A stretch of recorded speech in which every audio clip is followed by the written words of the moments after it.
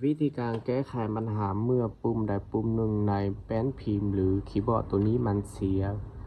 กดบ่ได้พิมพ์บ่ออกเราสามารถแก้ไขโดยไปที่ Microsoft Store ตัวนี้ไปที่ Search พิมพ์คำว่า Microsoft Power Tools ตัวนี้คลิกเข้าไปแล้วไปที่แอปตัวนี้หลังจากนั้นให้ทำการติดตั้งโปรแกรมตัวนี้ขึ้นมาเมื่อติดตั้งแล้วให้กด Open หลังจากนั้นไปที่ Input and Output กดคลิกใส่ต่อไป Keyboard Manager หลังจากนั้นให้ไปเปิด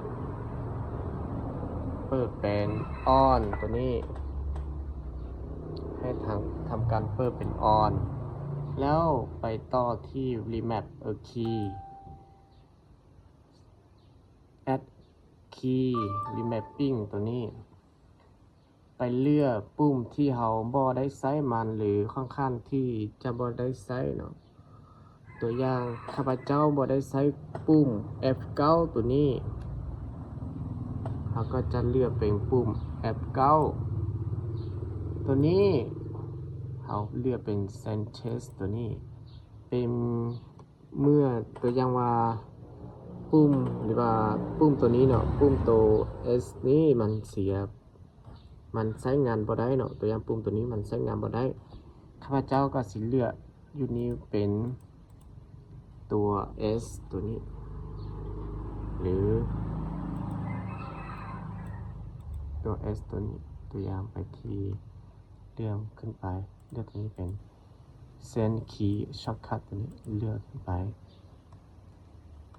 เป็นตัว S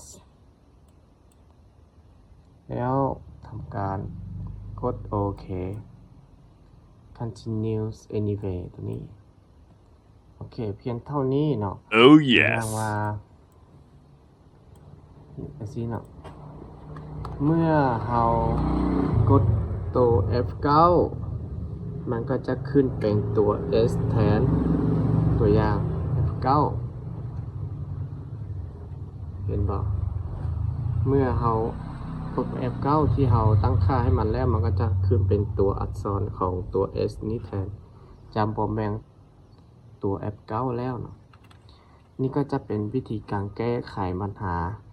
โดยที่เราบ่ต้องไปซื้อคีย์บอร์ดใหม่เนาะ